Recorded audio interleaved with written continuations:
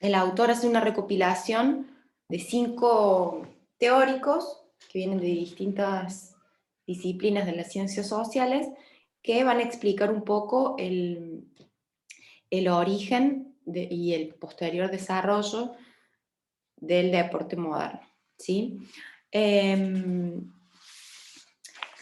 Lo que tienen en común estos 5 autores que analizan la bibliografía es que todos sostienen que hay un hecho que es indudable, ¿sí? Que es que el deporte moderno surge en Inglaterra en el siglo XVIII con la transformación de lo que eran los pasatiempos, perdón, con lo que eran los pasatiempos y los juegos tradicionales, ¿sí?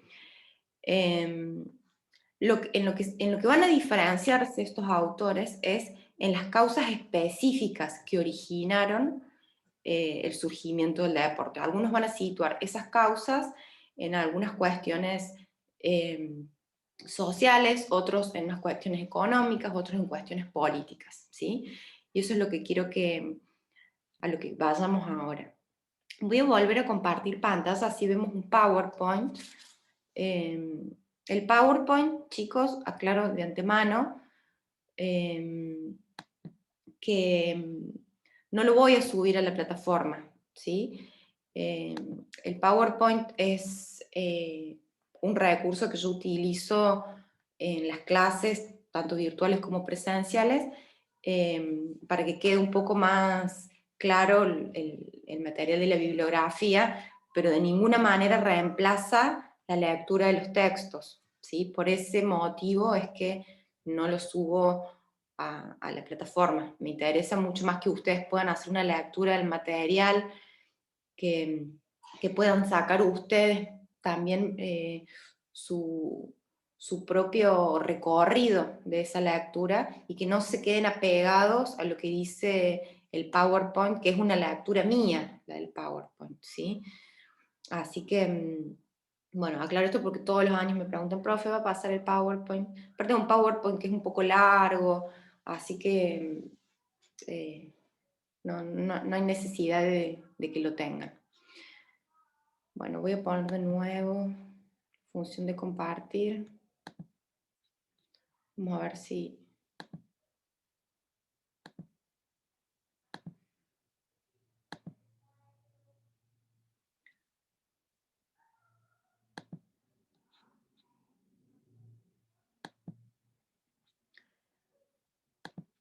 Ahí alcanzan a ver. Sí, profe, sí se ve. Perfecto. Bueno, el texto se llama El deporte moderno, consideraciones acerca de su génesis y de la evolución y su significado y funciones sociales, ¿sí? Es un texto que lo vamos a ver en 3 clases, que es un texto un poco largo. En esta primera clase vamos a tratar de ver si llegamos a cubrir a los 5 autores que les decía recién, y nos queda para el miércoles que viene ver el proceso de transformación del deporte amateur al deporte profesional y las funciones que cumple el deporte, ¿sí? Hoy vamos a centrarnos solo en lo que significó el origen y la génesis del deporte. Como les decía recién, los autores que vamos a ver se han ocupado del tema del deporte moderno y que coinciden en que surge en Inglaterra en el siglo XVIII. No coinciden en lo que fueron las causas, ¿sí? Y esto es importante que ustedes lo comprendan porque me interesa que puedan identificar el planteo de cada uno de estos autores. El primer autor que vamos a ver se llama Carl Diem, capaz ya lo han visto, a este personaje. Él sitúa el origen o la génesis del deporte moderno a las características del pueblo inglés, ¿sí? Estas características, ¿cuáles eran? Su carácter emprendedor, el gusto por las apuestas, el aprecio por la fuerza física y su demostración. Él se va a centrar en lo que llamó el espíritu deportivo inglés, que tiene que ver con una corrección ética, o sea, tiene un sentido moral este espíritu deportivo inglés. ¿Sí?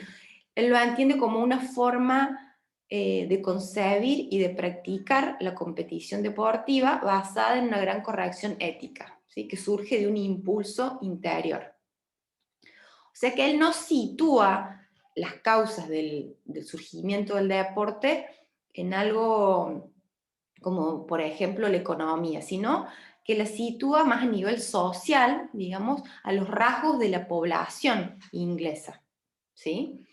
Vinculada a este espíritu deportivo inglés desde una perspectiva ética.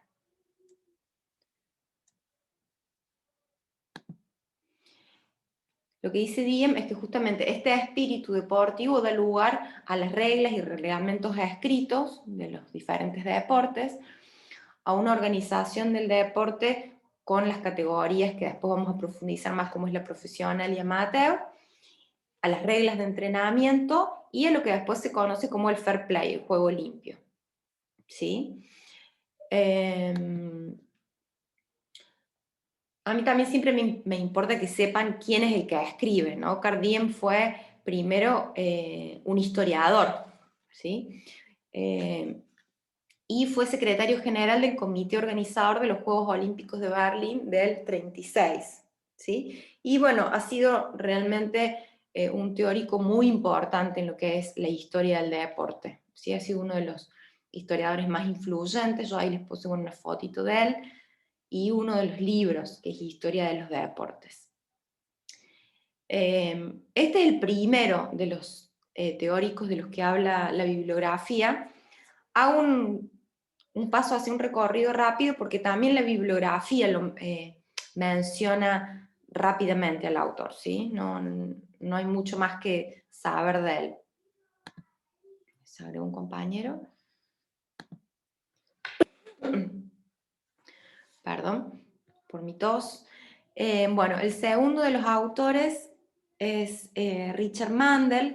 Él sí se va a parar desde una postura o de una perspectiva socioeconómica, ¿sí? Y acá nos va a servir como bagaje un poco todo lo que vimos recién en el video, esto sobre la revolución industrial. Mandel, bueno, por un lado reconoce la originalidad inglesa en la creación de estas reglas, que también las menciona Diem, ¿sí? Las reglas de juego fijas para los deportes que los van estructurando, la formulación del concepto de deporte amateur, la noción de récord deportivo, el desarrollo del trabajo en equipo, la planificación del entrenamiento. Lo específico de Mandel es que él va a situar la génesis y el desarrollo del deporte moderno a partir de algunas características geopolíticas que tenía Inglaterra en ese momento. Con características geopolíticas se refiere a cómo se dispone el espacio físico, o sea, pensamos que Inglaterra es una isla, ¿sí? Y qué impacto tiene eso desde el punto de vista político, ¿sí? O sea, está compuesto por el prefijo geo, que viene de geografía, vinculado a la política, ¿sí? Entonces él va a situar estas causas en las características geopolíticas de Inglaterra que determinaron algunas condiciones sociales y económicas diferentes al del resto de los países europeos, ¿sí? Por un lado, el aislamiento insular, esto, al ser una isla, ¿sí? Y la invasión normanda, bueno, que la menciona en el siglo XI, que determinó una autoridad central que dio lugar a la existencia de ciudades abiertas, a clases sociales como las aristocráticas y las profesionales, que tenían un sentido muy fuerte del nacionalismo, a la mayor movilidad social, ascendente y descendente, y el dinamismo comercial y financiero. Todo esto apareció de alguna forma en el video, ¿sí? Y Richard Mandel dice que estas características fueron sin duda fundamentales para el desarrollo del deporte moderno. A partir del siglo XVIII, dentro de este enfoque socioeconómico de Mandel, él dice que a partir del siglo XVIII, la sociedad inglesa comienza a integrar a la vida cotidiana, a la vida diaria de las personas, de la sociedad, algunos rasgos que vienen de esta revolución industrial o de este proceso de industrialización, ¿sí? Y que sin duda van a impactar también en la práctica deportiva.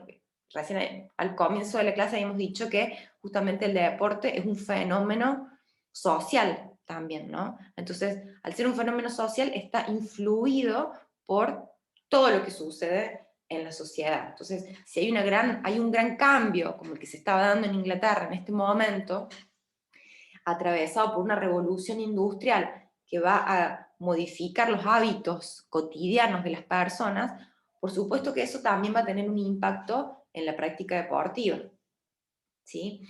Bueno, él dice que uno de estos atributos que impregnan la práctica deportiva tienen que ver con la racionalización, ¿sí? En las fábricas, cómo se va racionalizando y se quiere optimizar el tiempo y el esfuerzo de los operarios, por ejemplo, la estandarización. Ustedes piensan también en esas fábricas del siglo XVIII, donde corre la cinta y hay cada operario que se dedica a hacer una sola pieza de un gran engranaje, y la precisión de las mediciones, ¿sí? Todo eso llevado al deporte se traduce en esta idea, por ejemplo, del récord deportivo, en la idea de la supremacía deportiva, ¿sí? Mediante el entrenamiento como inversión en el trabajo y tiempo para reducir y tener mayor productividad. Bueno, y después lo que van a ser las apuestas deportivas, ¿sí? Bueno, Richard Mandel también fue un historiador, pero a diferencia de Diem, que fue alemán, Mandel fue norteamericano, profesor de historia de la Universidad de Carolina del Sur, y bueno, también ha escrito varios libros. Yo ahí les puse las tapas de algunos. No sé, chicos, si quieren hacer alguna pregunta, ustedes vayan interrumpiéndome. Es un poco pesada esta parte quizá, pero bueno, tenemos que ver los distintos autores. Cuando ustedes vayan a la lectura de la bibliografía, les va a quedar capaz un poco más clara. Este es el primer abordaje a todas estas cuestiones teóricas, entonces capaz que sí, por ahí es un poco abrumadora la información. Bueno, el tercero de los autores es Norbert Elias. Norbert Elias, bueno, ha sido un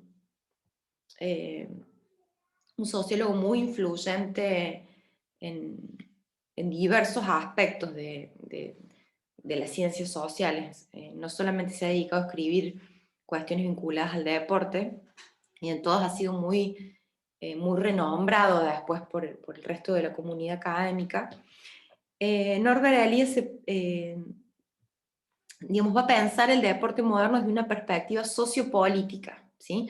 A diferencia de Mandel, que se paraba desde una perspectiva socioeconómica, él va a hacer más hincapié en lo político, ¿sí?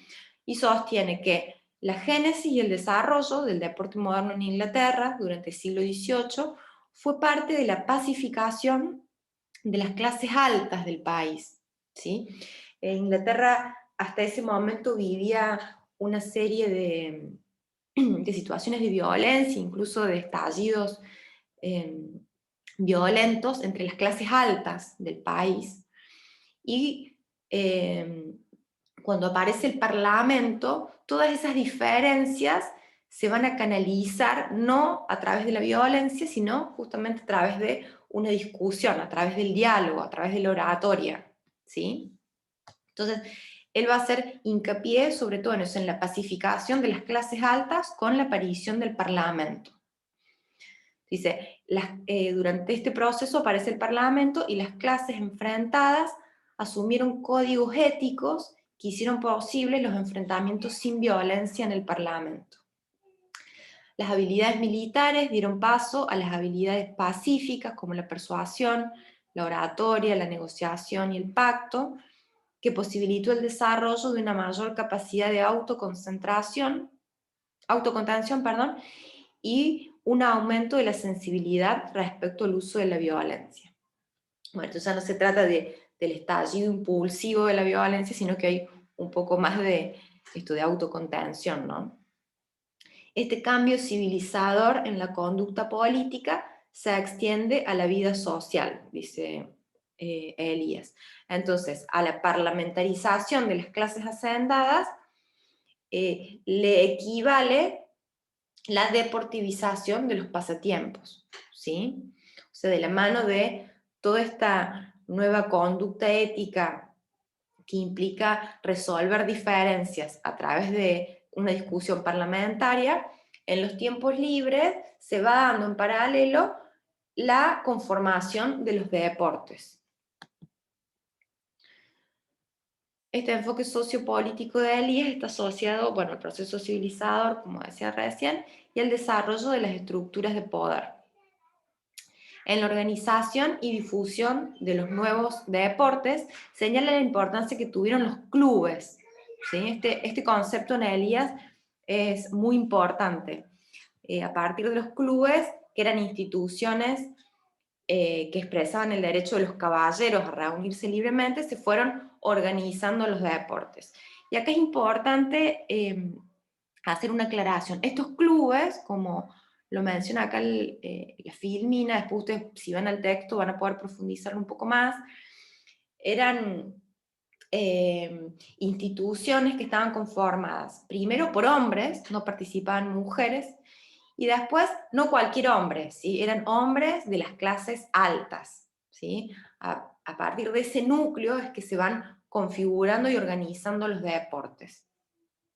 O sea, estos clubes eran asociaciones libres formadas por individuos de clases altas interesadas en la actividad deportiva, bien como espectadores o como participantes. Y en estos clubes tuvo lugar la organización de las competiciones, la unificación de los reglamentos a nivel supralocal y la creación de organismos y comités de supervisión encargados de verificar el cumplimiento de las reglas y de proporcionar árbitros o jueces cuando era necesario. ¿Sí? Entonces, bueno, acá en Norbert Elias a mí me interesa que a ustedes le queden dos ideas básicas. Primero, que estamos frente a un enfoque sociopolítico para entender el surgimiento del deporte, que está asociado al surgimiento de los parlamentos en Inglaterra, al parlamento en Inglaterra, y a la creación de estos clubes que eran asociaciones que expresaban el derecho de algunos hombres, como les decía recién, de las clases altas, donde se empiezan a configurar y organizar las competiciones, los reglamentos, etc. Bueno, Norbert Elias fue un sociólogo judío alemán, profesor de muchas universidades de Inglaterra, Holanda, Alemania, Ghana. Bueno, y le dio un enfoque sociológico más complejo al fenómeno de la violencia en el fútbol. ¿Sí? Él también ha escrito mucho sobre la violencia en el fútbol. Después cuando vayamos a la unidad 5, que es la unidad sobre violencia y deporte, hay muchos textos que lo retoman a Elías. Bueno, vamos a pasar a los últimos dos autores que son un poquito más complejos. No sé si alguien quiere hacer alguna consulta, aportar algo. Díganme cómo vienen. Bueno, entonces, profe, en resumen, con lo que ¿Cómo? dicen todos los otros autores, lo que dicen los autores de arriba, profe, los otros autores vistos antes, uno de los principales eh, formadores del deporte moderno son las clases altas. Para voy a dejar de compartir. Sí, ya lo vamos a ir viendo también a lo largo de la clase que viene, que justamente una de las características del surgimiento del deporte moderno vuelvo de nuevo a hacer la misma aclaración, ¿sí? Nosotros nos vamos a situar en esta materia, en lo que fue el surgimiento del deporte moderno a partir del siglo XVIII, o sea, a partir del 1700 en Inglaterra, ¿sí? Que es cuando se empieza a arreglar el deporte, empiezan a surgir las asociaciones, las federaciones, los clubes, ¿sí? No el deporte como se había visto o como se había desarrollado hasta entonces, ¿sí? Y el deporte, como lo conocemos hoy, sí tiene sus orígenes en los sectores altos de la sociedad inglesa, ¿sí? Que eran los que tenían también tiempo para dedicarse a esto. En el contexto de la revolución industrial, los sectores más populares, los sectores más bajos, en realidad tenían jornadas laborales muy extensas, que iban de 12 a 14 horas, entonces realmente no tenían margen de tiempo para poder practicar ni organizar ninguna práctica deportiva, ¿sí? Y no solamente que ya ahora este autor, Jean-Marie Brom, lo va a decir que el deporte se configura como una práctica de clase, sino que después otros autores, que los vamos a ver más en la unidad 2, van a decir también que se va configurando como una práctica de género masculino, ¿sí? Porque las mujeres durante mucho tiempo tuvieron, e incluso al día de hoy también hay algunas trabas, pero digo, en lo que fueron el surgimiento del deporte, era una práctica exclusivamente masculina, ¿sí? Después empiezan las primeras incursiones de las mujeres en algunos deportes, que ya lo vamos a ver eso en la unidad 4, cuáles eran las disciplinas socialmente consideradas más apropiadas para las mujeres, de acuerdo a sus características especiales, digo especiales entre comillas, ¿no? Porque eran todas miradas sociales e históricas de un momento que hay que entenderlas en ese contexto. Pero sí, es como decís. No sé si quedó más o menos contestada la pregunta. Sí, sí, sí, sí. Bárbaro. Bueno, seguimos entonces compartiendo pantalla.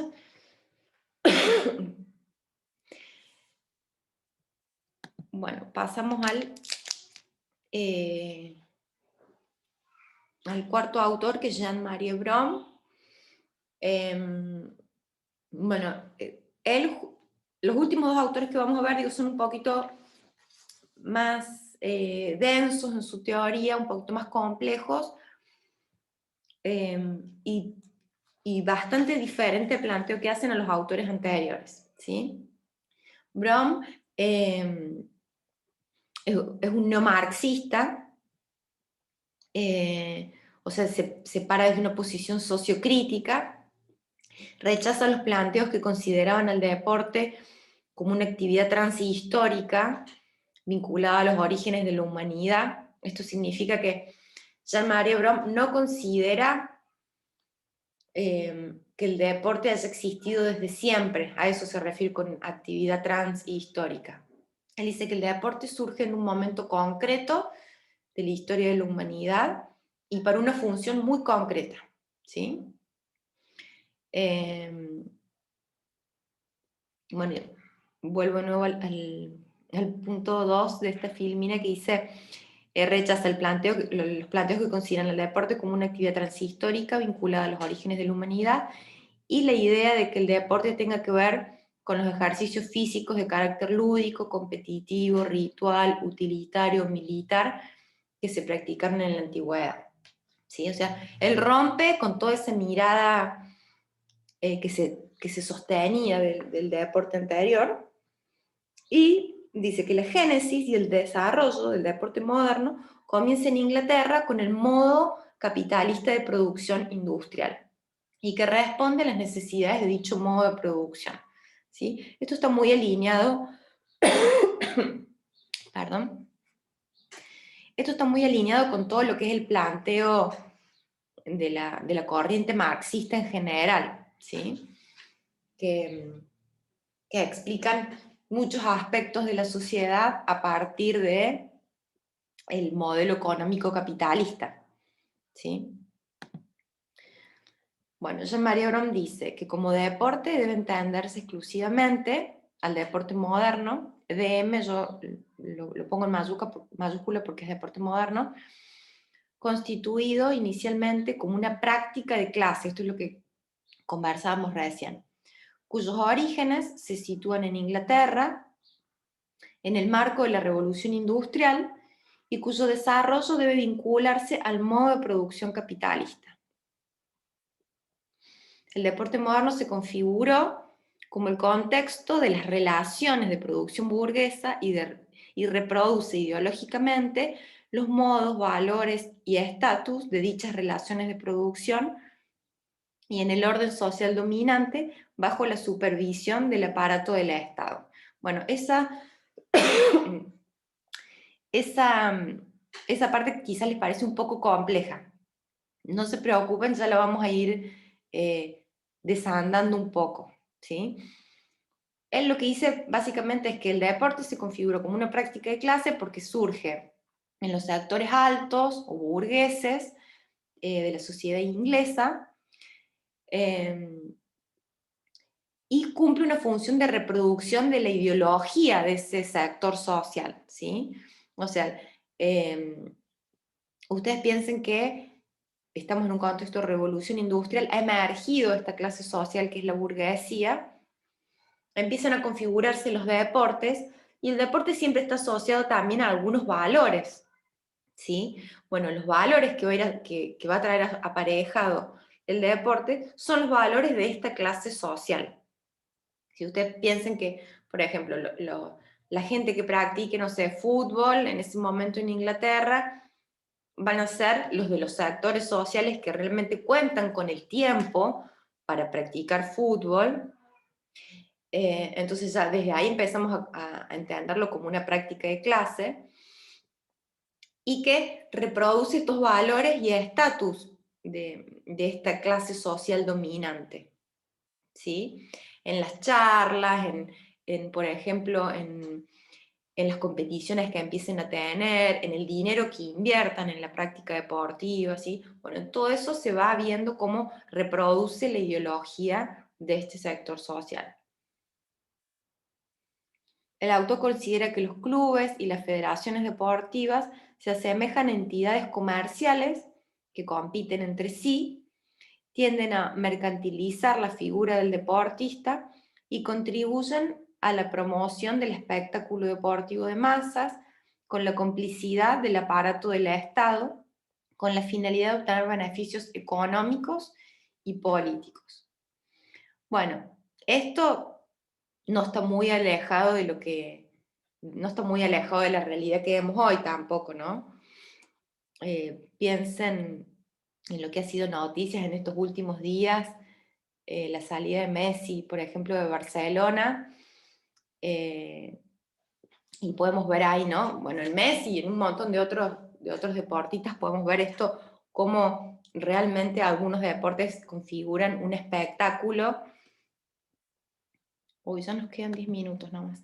Configuran un espectáculo donde hay mucho dinero de por medio, donde los clubes son efectivamente entidades económicas y comerciales, ¿no? Y donde la figura del deportista, por supuesto que se mercantiliza, hay marcas, sponsor, hay muchísimo dinero de por medio, ¿sí? Incluso cuestiones que van más allá de lo económico y que implican también otras cuestiones políticas.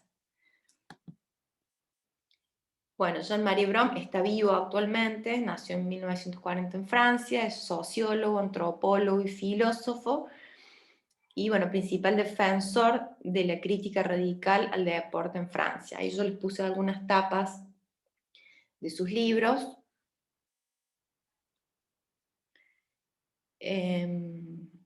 Y bueno, vamos a pasar, nos quedan 8 minutos para pasar al último de los autores, Pierre Bourdieu. De todos modos, en la clase que viene, chicos, vamos a hacer un repasito, vamos a volver a traer a los autores porque yo sé que en una clase quizá es mucho. Bueno, Pierre Bourdieu sigue un poco la línea y el planteo de Jean-Marie Brom. Hay muchos puntos de encuentro entre ellos dos. Él sitúa la génesis y el desarrollo del deporte moderno, lo sitúa desde la perspectiva educativa, ¿sí? Desde una perspectiva social. Y dice que estuvo ligado a las necesidades educativas de las clases sociales dominantes y del significado que le dieron a la práctica deportiva. Dice que la transición de los pasatiempos populares a deportes tuvo lugar en las public schools, o sea, en las escuelas públicas y inglesas, instituciones educativas masculinas propias de la aristocracia y de la alta burguesía. ¿Sí?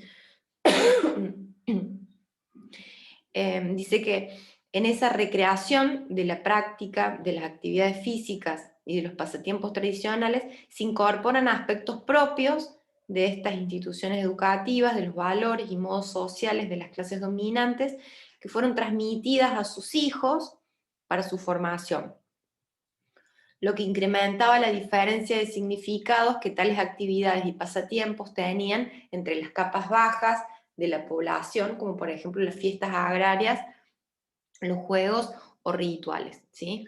Bueno, entonces, lo primero a tener en cuenta es que Bourdieu va a hablar de que el deporte surge en las escuelas públicas, que ustedes tienen que entender que lo que en ese momento, en el siglo XVIII, en Inglaterra, eran las escuelas públicas, no tiene nada que ver con lo que son hoy para nosotros acá las escuelas públicas, ¿sí?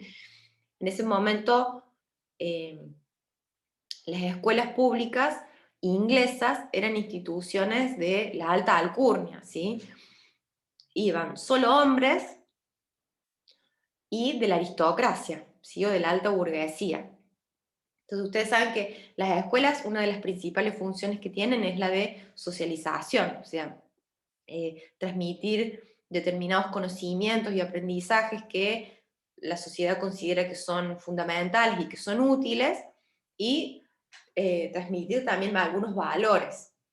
¿Sí? Por eso dice el autor que justamente la práctica del deporte lo que hace también es recrear y reproducir estos valores y conductas sociales de las clases altas, de la generación adulta a la generación joven. ¿Sí? Pasamos a la otra filmina.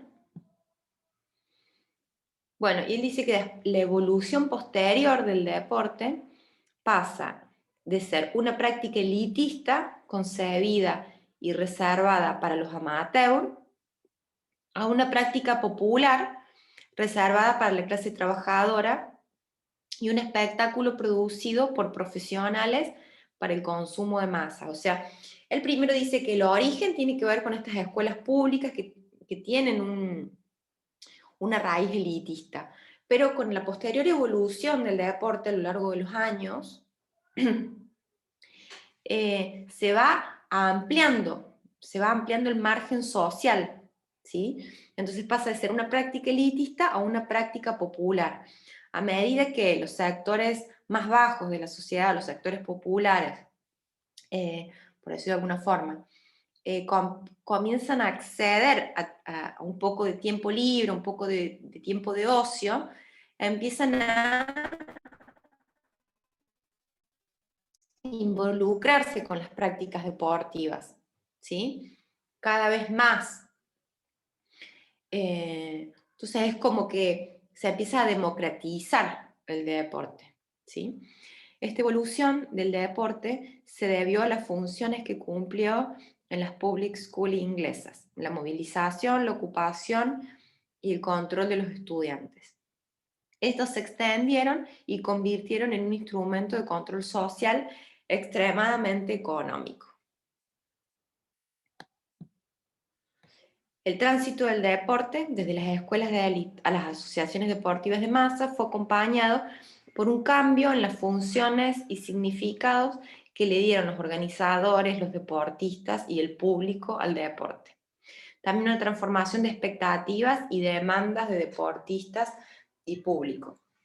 Bueno, la casa empieza a analizar específicamente la profesionalización del deporte, ¿sí? Esto, de nuevo, les vuelvo a decir que lo vamos a ver en la clase que viene más en profundidad. Ahora solamente como un primer pantallazo. Bueno, y tenía diferentes significados, ¿no? La práctica deportiva para un adolescente perteneciente a la burguesía o a la aristocracia, en las public schools inglesas, el cual prácticamente no contemplaba la posibilidad de una carrera profesional deportiva, que para un hijo de un obrero o de un miembro de la clase media baja, para el que el deporte constituía una de las pocas vías de movilidad social. ¿Sí?